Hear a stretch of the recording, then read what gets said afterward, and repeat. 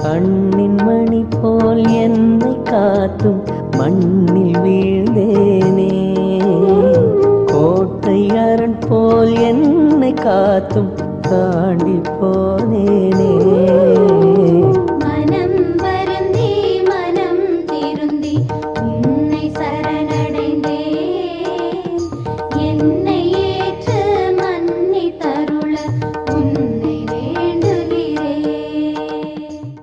அன்பு சகோதரிகளே, இரண்டாவது நாளில் சந்திப்பதில் மிக்க மகிழ்ச்சி. மீண்டுமாய் தவக்கால சிந்தனைக்கு உங்களை அன்போடு அழைக்கின்றேன். இன்றைய நாளில் நாம் சிந்தனைக்கு எடுத்துக்கொள்ளக்கூடிய நபர் ஏவாள்.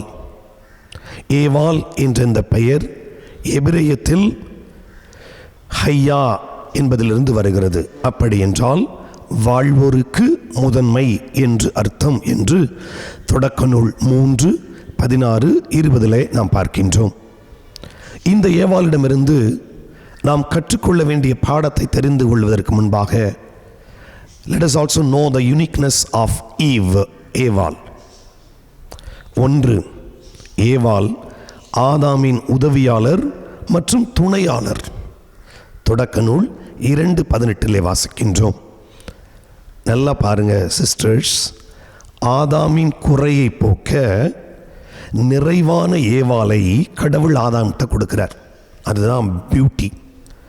ரெண்டாவது யூனிக்னஸ் என்னன்னா, ஏவாள் படைப்புகளின் முழுமை. ஏன்னா ஆதாமை படைத்த பின்பு கடவுள் அதிலே குறையிருப்பதை கண்டார் என்பதை நாம் வாசிக்கிறோம். அதனால் என்ன பண்ணுறாரு, ஏவாளை படைத்து ஆதாமிடம் கொடுக்கின்றார்.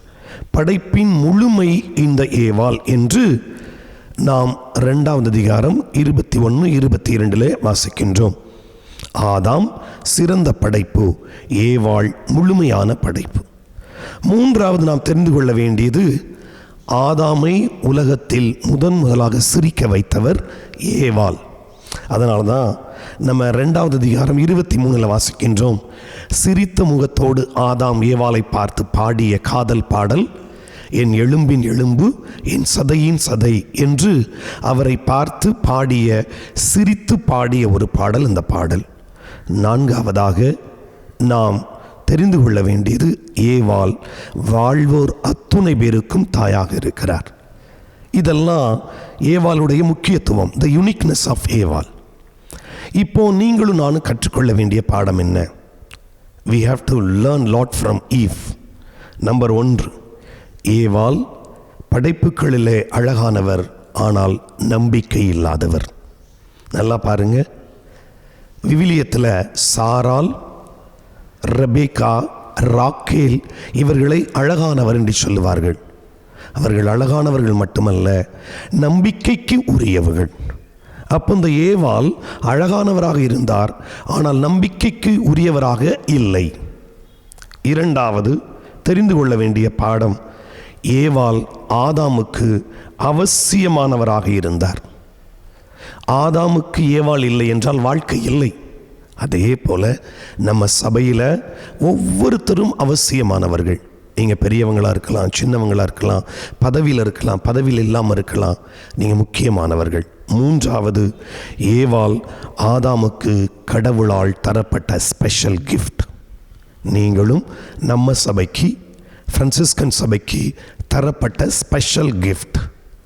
Hope you understand and accept it. God bless you sisters. இந்த நாளில் நாம் வாசிக்க வேண்டிய விவிலிய பகுதி தொடக்க நூல் 3. செய்ய வேண்டிய வீட்டு பாடம் இன்னைக்கு முழுவதும் நீங்கள் சொல்ல வேண்டிய வார்த்தை, முழுமையான வாழ்க்கையை கொடுத்ததற்காக இயேசுவே நன்றி என்று ஒரு 50 முறை இந்த நாளில் சொல்லுவோம். கருணையின் இறைவா, முதல் பெண்ணான ஏவாள் அறியாமையினால் செய்த தவற்றினால் உலகம் துன்பத்தின் பாதையை கண்டது. ஆனால் நீர் கருணையின் கடல். எங்கள் வீழ்ச்சியை நோக்கி தண்டனையை அல்ல, மீட்பு வழியை திறந்தீர். இயேசு கிறிஸ்துவே, உமது சிலுவையின் அன்பால் மனித குலத்தை மீட்டீர். எங்கள் பலவீனங்களில் விழும் நேரங்களில் உம் இரக்கத்தால் எங்களை எழுப்பும். ஏவாளின் தவற்றினால் கிடைத்த வீழ்ச்சியை உம் சிலுவையில் மீட்டீர். எங்கள் இதயங்களை புதுப்பித்து உமது திருவுளத்தை நிறைவேற்ற அருள் தாரும். நாங்கள் வீழ்ந்தாலும் நீர் எங்களை தாங்குவீர் என்ற நம்பிக்கையில் எங்களை உறுதிப்படுத்தும். ஆமேன்.